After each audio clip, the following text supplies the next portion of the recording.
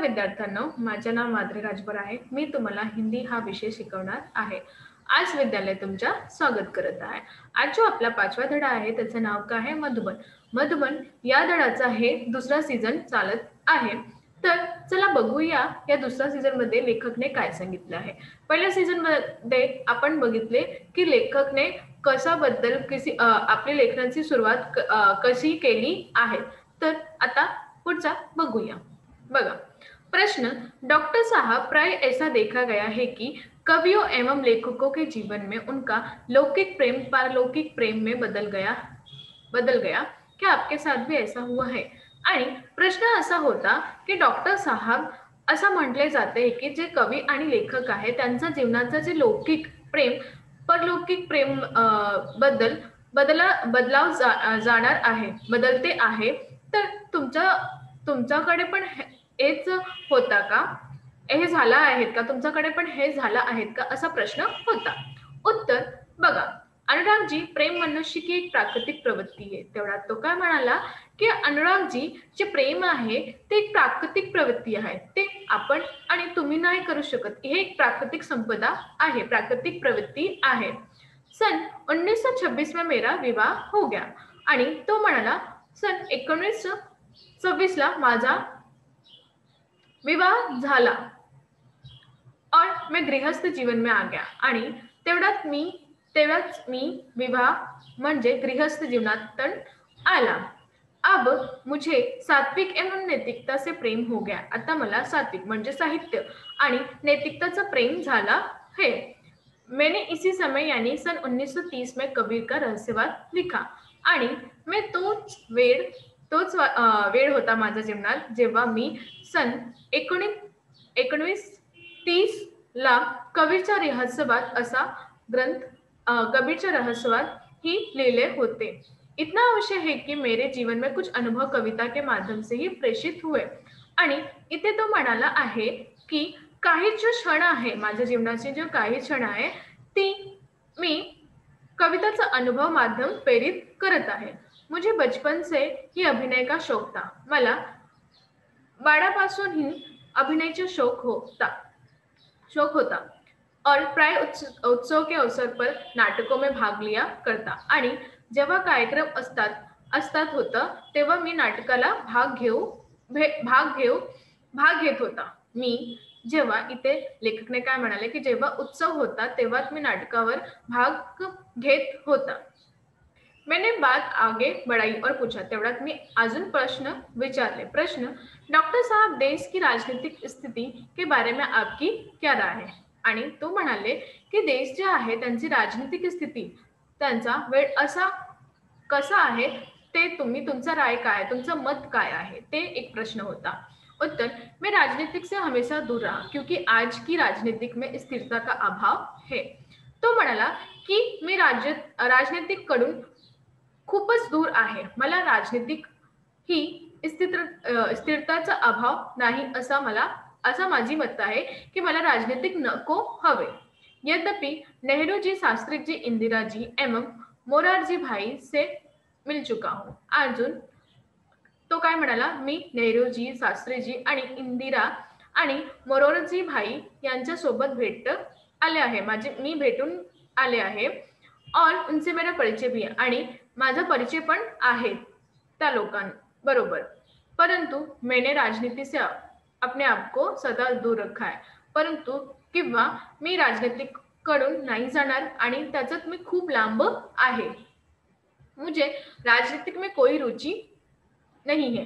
मला राजनीतिकडून काही पण इच्छा नाही की मी ते जाऊ. माझी रुची ही नाही आहे असं म्हणाले आहे.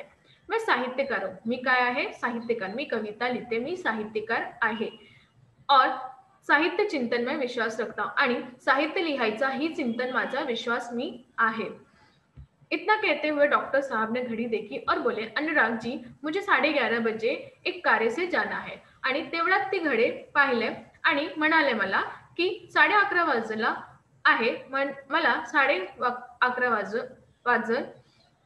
तेव्हा ते मला म्हणाले, घडी पाहणारवर मला म्हणारे, अनुराग, मला 11 वाजले, जायचं आहे, माझा एक कार्य आहे। तत्पश्चात उन्हें मुझे कुशल अभिभाविक की भांति आशीर्वाद देते हुए विदा किया आणि मला आशीर्वाद दिले आणि मला विदा केले। तर हे झालं आपला धड्याचं स्पष्टीकरण। तर आता आपण बघूया शब्दात। शब्दात बघा, हिंदीतून हिंदी आणि मराठी। तमाम म्हणजे सभी, सर्व, व्यवधान मतलब बांधा, अर्थला, अंतर्गत म्हणजे भीतर समाया हुआ, आत समाविष्ट, मराठीतून आत समाविष्ट। प्रवृत्ति, चित्त के किसी और लगाव, मनाशी इतर कोणतंही जोड।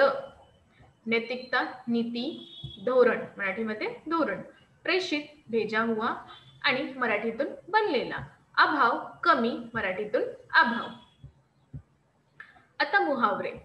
ज्वार उठना, विचारों की हलचल, मनात खूप सारी प्रश्न होते त्याला म्हणतात, म्हणजे मराठीतून नीट टवळून घ्या।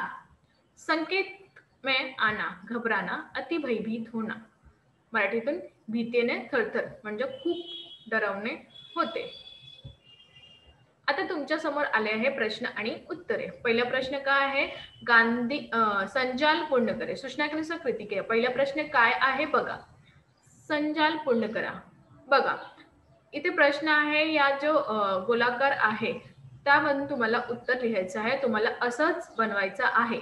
मला इथे जागा नाही भेटली आहे म्हणून मी खाली लिहिलेलं आहे। तर पहिला काय आहे, गांधीजी के असहयोग आंदोलन में भाग, ते कधी होता? त्याचं उत्तर बघा इथे आहे 1921, म्हणजे 1921 ला झाले। आणि दुसरा काय आहे 1925, यामध्ये काय झाले? इंटर की परीक्षा उत्तीर्ण की, काय होतं? इंटरची परीक्षा त्यांनी उत्तीर्ण केली होती। विवाह कधी झाला त्यांचा? 1926 ला। कधी झाला? 1926 ला विवाह झाला। आणि चौथा प्रश्न आहे तुमचा की 1930 काय लिहिलं होतं त्यांनी? कबीर के रहस्यवाद लिखा। इथे लिहायचं तुम्हाला कबीरचा रहस्यवाद लिहिलेला आहे। तर हे झालं आपला पहिला प्रश्न आणि उत्तरे। आणखी बघूया। आता इथे काय लिहायचं आहे? कारण लिहा। बघा पहिला, डॉक्टर साहब का राजनीतिक से दूर रहने का कारण, ते राजनीतिक वरून का लांब राहिले? चला बघूया। डॉक्टर साहब को राजनीतिक में कोई रुचि नहीं थी, वे साहित्य चिंतन में विश्वास रखते थे।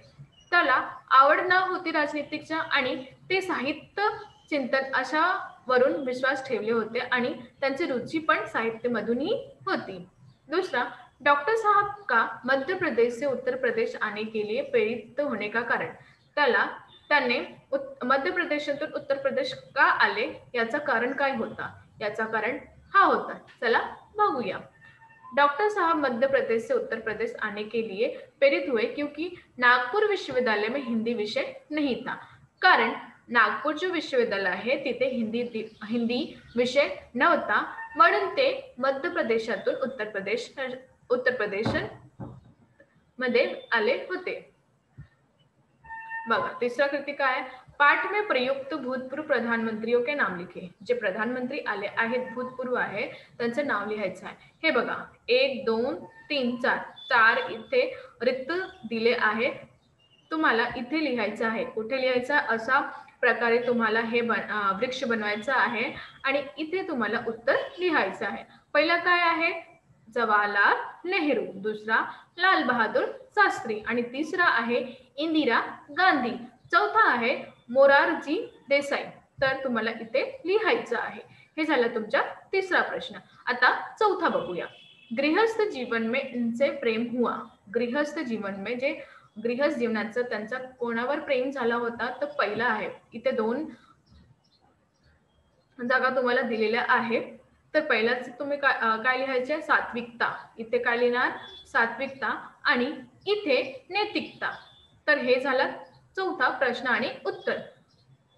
परत सांगते, इथे तुम्हाला काय लिहायचे आहे? सात्विकता आणि इथे नैतिकता।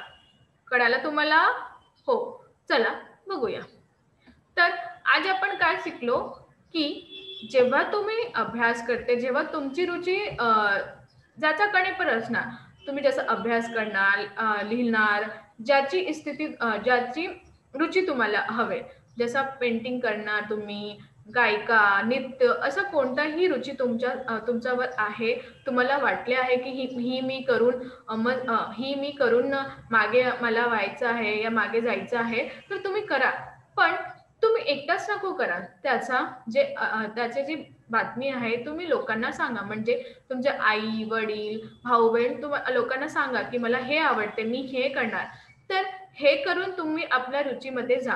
कारण की जेव्हा तुम्हाला रुची नाही होतं ना कोणत्याही कार्याला, ते तुम्ही मनापासून नाही करता आणि तुमचा पण लक्ष नाही होता. तर तुम्हाला जे आवडते तुम्ही ते करा. धन्यवाद.